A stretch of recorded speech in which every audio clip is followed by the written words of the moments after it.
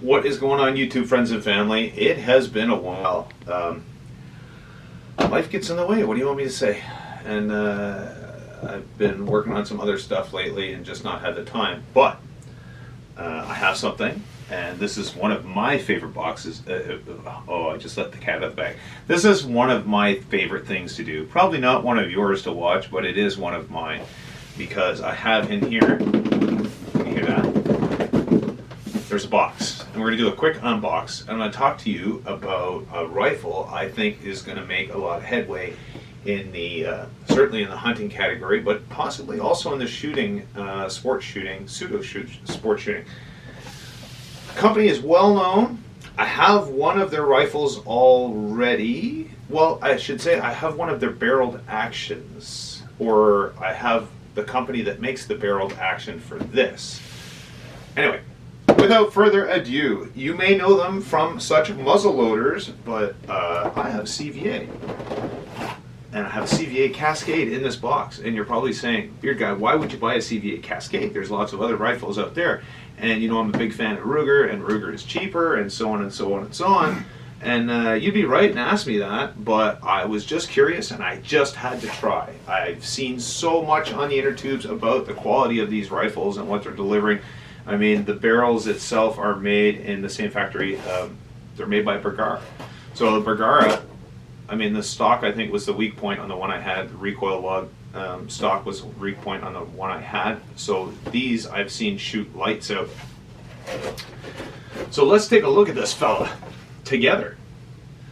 Got some goodies already that I placed in here, but I have not even taken it out of the bag. So make sure I'm not missing anything. Yeah, that might come in handy, right? Well, you do get the threaded cap on that. That's kind of nice. So this is one of the main reasons which led me to this rifle. You know me, I'm frugal, or as my brother would say, I'm cheap. Let's get rid of this sucker. Whatever, cap things in there. So behold, this is the CVA Cascade Long Range Hunter. So many cool features about this. As you can tell right off the bat, really attractive looking rifle. It's got that kind of black, like almost a splattered pattern on the stock. I don't remember what the name of that is, but that antique bronze look that I really like. And the barrel is fluted.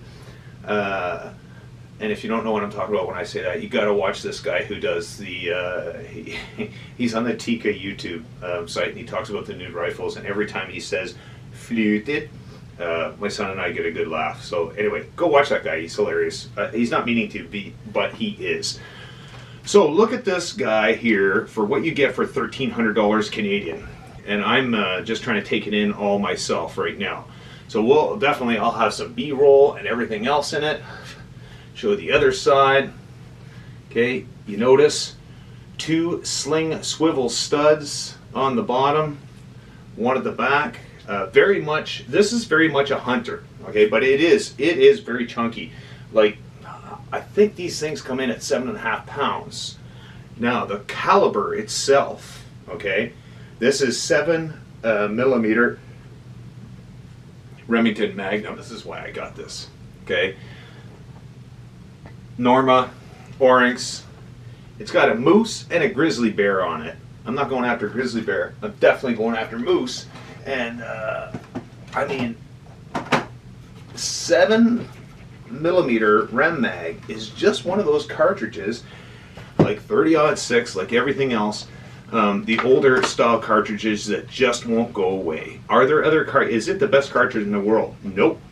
But try a couple of stores, go in, and you can find the cartridges. So look at that beefy sucker. Okay, that is, and of course 7 Rem Mag. You'll notice it's got that band on the bottom. Very telltale, right? Very easily identifiable. Now, if you watched my previous videos, and that's like not very many of you out there, which is a little disappointing, so please watch the videos. If you've watched the videos, how do I decide what I'm going to buy for a next rifle? Okay, aesthetically, absolutely. I mean, I want a sexy looking rifle. And you can't tell me that this thing is not sexy looking. Super, super, super sexy looking. Let's talk about the characteristics of it. This has got a big old long barrel, okay? That's 24-inch barrel.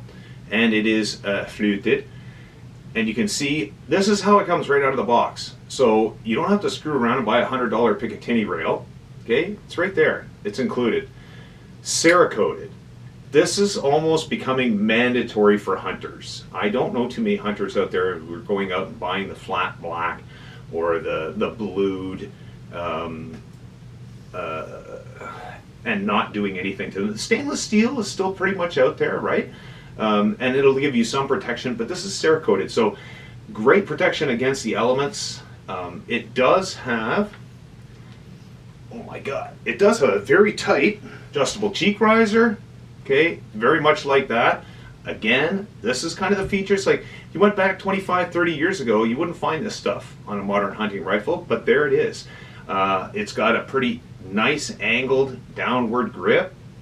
Okay, the trigger, there's none of that silly, I can say I shoot those AccuTriggers very well, but I just don't like the feel of them. And my brother and I were talking about that the other day. We don't necessarily like the feel. We're just not used to it. So maybe a little bit more trigger time on those. But this has got a very nice trigger on it. Okay, you can see that. It does have a plastic trigger guard. Well, polymer, I guess you want to call it. Whatever, it doesn't matter. Nice big open well, and you can't feel it, but it's got like a rubberized texturing to it. So what I can see is even out in the rain, this thing's going to be protected by the elements, but also it's not going to become slippery in the hand, which some of your wood and even like some of the synthetic stocks do. So I love that about it. The magazine, I mean, yes, it's polymer, but my god, it feels like it's really, really, really robust. And let's take a look at the bolt here. 3-lug bolt. Yeah. So compare that with like the Tikka magazine. You know, you can bend it. It feels very light in the hand, whereas this is like really, really, really robust. You can see how thick that is even. Like compare the two, right? Yeah. So there's the Tikka mag, which I think they're charging $70 for a replacement magazine. I don't know how much these ones are, but maybe someday that'll get a new stock. Anyway, so what is the actual barrel? The barrel is going to be button drilled, just like the Bergaras, because that's where it's made. And that can make issues as far as, and I'll leave it up there right now. I'm going to open up the bag, break it. Does your manufacturer recommend a break-in or doesn't it? Are you going to do it or are you not going to do it? I always say it depends on how it shoots right out of the box. If I go to the range and I'm able to like put 3 rounds right off the bat, right after I've warmed it up a couple, you know, and got it sighted in, and all of a sudden, pow, I'm shooting like crazy good groupings, well, then no. I'm probably not going to worry so much about the break-in.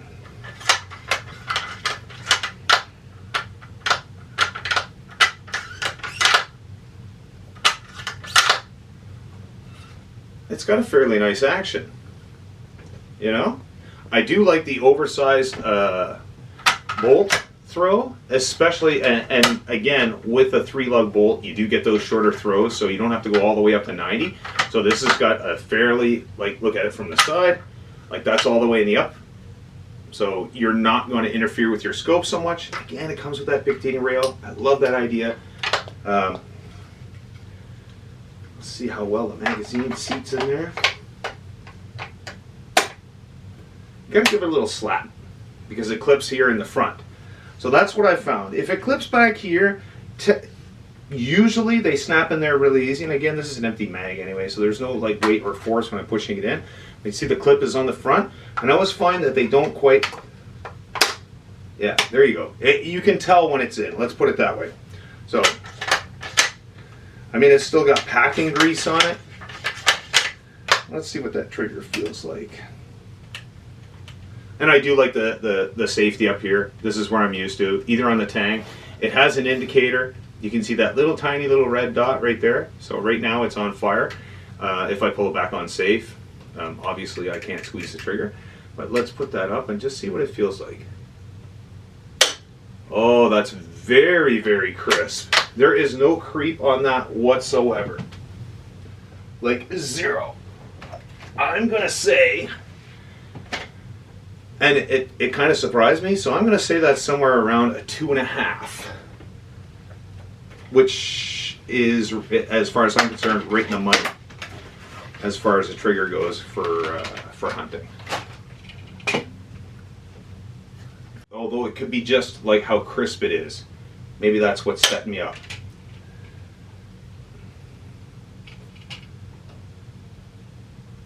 Well, that one says about 2.25. That one says 2.5.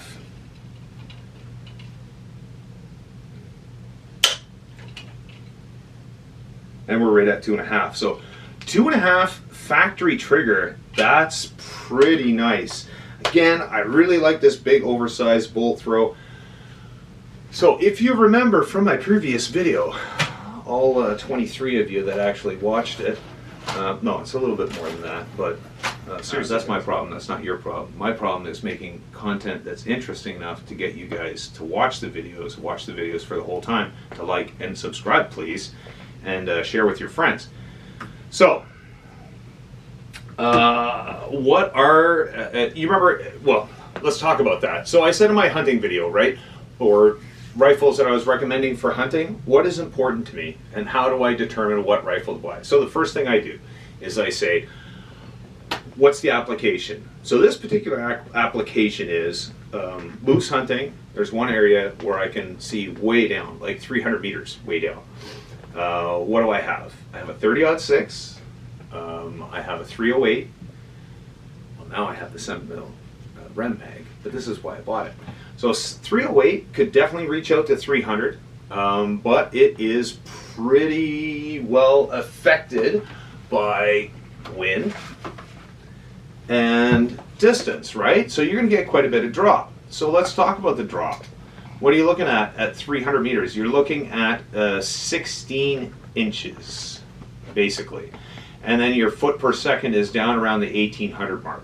Your foot-pounds of actual energy that it's carrying is at 1172. And this is with the normal whitetail, very nice round, 150 grain, 308. So at 300 meters, you're looking at 13 inches. So much less affected by wind. You still have over 2,000 feet per second, so carrying way more energy, and over 1,500 foot-pounds of energy at target. So it carries a lot more, right? There's quite a bit more energy, and you can see that by the difference in the size of the cartridge. 7 versus 7.62. This has got a higher ballistic coefficient, I would believe, too, because the 7mm is basically a long, skinny round. So that's what I was looking at. And as well, in that hunting location, it's right beside a lake, and there is wind predominantly out of the northwest during the fall that comes up off that lake and it just sweeps right across that shoreline that I'm looking down. So I also wanted something that was a little bit more resistant to the wind. So that's why a 7mm Rem mag. Is it the best cartridge in the world? No, but like I said, the 7mm Rem mag has taken down so many moose, so many large game animals. There was a video I watched the other day where they were basically, you know, hey, you got one cartridge, you're going after big game, what is it? And you'd be surprised how many people, and not even old fellas, you know, like myself out there, still, like, this is my first 7mm Rem mag, but you know, how many people are still saying this is a very capable cartridge. There's nothing wrong with that. It did not have to be replaced. So, CVA, this is how it comes. This is $1,200 Canadian, folks. Like, that is a very, very, very attractive looking rifle. It's got that flat stock, which is maybe a little bit more suitable for, you know, some bench rest shooting. Are you going to do that with a 7mm Rem mag? No, probably not. You'll shoot your barrel out. But it's not the only caliber that's offered. But for $1,200, man, that is a nice, attractive hunting rifle.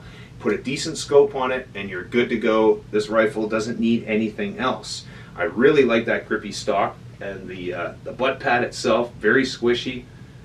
It doesn't seem like it's all over squishy, if you know what I mean. Sometimes you push on them and it's like squishy in the middle or hard in the middle and then squishy on the outside.